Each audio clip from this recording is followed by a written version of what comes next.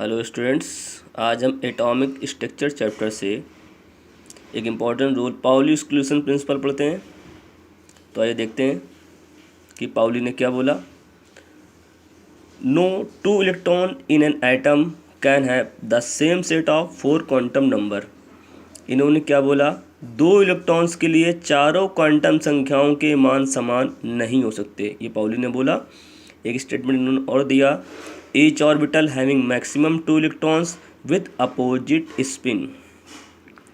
किसी भी ऑर्बिटल में मैक्सिमम 2 इलेक्ट्रॉन रह सकते हैं अपोजिट स्पिन में, ये भी इन्होंने बोला।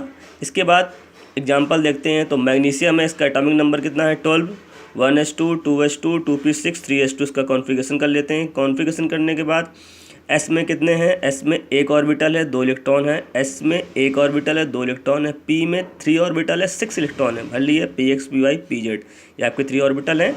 और लास्ट वाला हम देखते हैं 3s2। तो इसमें क्या है, एक ऑर्बिटल है 2 इलेक्ट्रॉन भरे हैं। तो आइए इसके लिए देखते हैं।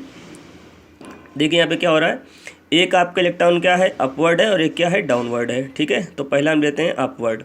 तो अपवर्ड के लिए एनर्जी यहाँ पे कितनी दी हुई है, एन हमारा 3 दिया है, तो n इक्वल टू क्या हो जाएगा 3। ठीक है, अगर n इक्वल टू 3 है तो SPDF में L का मान क्या होता है 0 1 2 3, यानी कि S है तो L का मान क्या हो जाएगा 0। अगर L का मान 0 हो तो M का मान भी क्या हो जाएगा 0 हो जाएगा। और S का मान, इलेक्ट्रॉन अपवर्ड है तो S का मान क्या होगा +½ इसी प्रकार दूसरे इलेक्ट्रॉन के लिए देखते हैं। तो दूसरा इलेक्ट्रॉन क्या है डाउनवर्ड है, तो n की वैल्यू तो हमारी 3 होगी, n की वैल्यू 3 होगी। SPDF में जो L की वैल्यू होगी इसके लिए वो 0 होगी।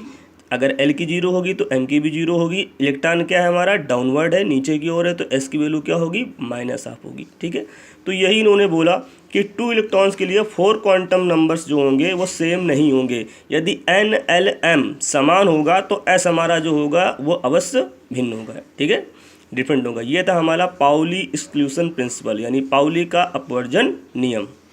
आइए नेक्स्ट रूल में आते हैं। डी ब्रॉगली यानी डुअल नेचर ऑफ इलेक्ट्रॉन, पदार्थ की द्वैती प्रगति, डी ब्रॉगली समीकरण देखते हैं इसमें। तो सन 1924 में डी ब्रॉगली ने एक सुझाव दिया कि जिस प्रकार प्रकाश में कण व तरंग दोनों प्रकृति पाई जाती हैं, उसी प्रकार सभी सूक्ष्म द्रव्य कणों जैसे इलेक्ट्रॉन हो गया, प्रोटॉन हो गया, परमाणु है, अणु है आदि भी दोहरी प्रकृति के पाए जाते हैं। अतः इन्होंने क्या बताया, अतः डी ब्रॉगली के अनुसार सभी द्रव्य कण गतिशील रहते हुए तरंग के गुण भी प्रदर्शित करते हैं। ये डी ब्रॉगली ने बताया। क्या बताया कि सभी द्रव्य कण गतिशील रहते हुए तरंग के गुण भी प्रदर्शित करते हैं। ये डी ब्रॉगली ने दिया इंग्लिश मीडियम स्टूडेंट्स के लिए।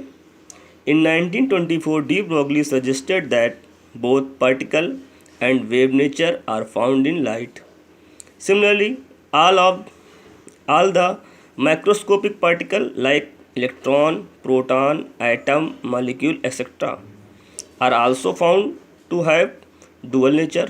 Along with being a particle, all of them exhibit wave nature.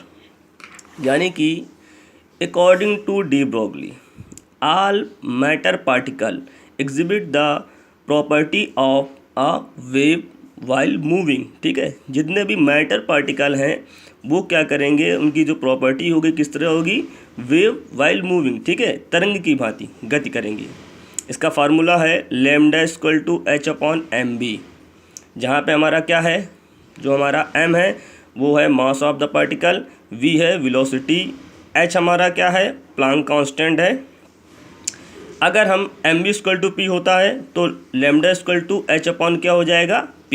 ठीक है, mv की जगह क्या रख देंगे p, जहाँ p हमारा क्या है मोमेंटम ऑफ द पार्टिकल। ठीक है, और लैम्डा हमारा क्या है वेवलेंथ है। ठीक है, तो ये हमारा क्या था, ये हमारा था डी ब्रॉगली इक्वेशन। ठीक है, डी ब्रॉगली समीकरण।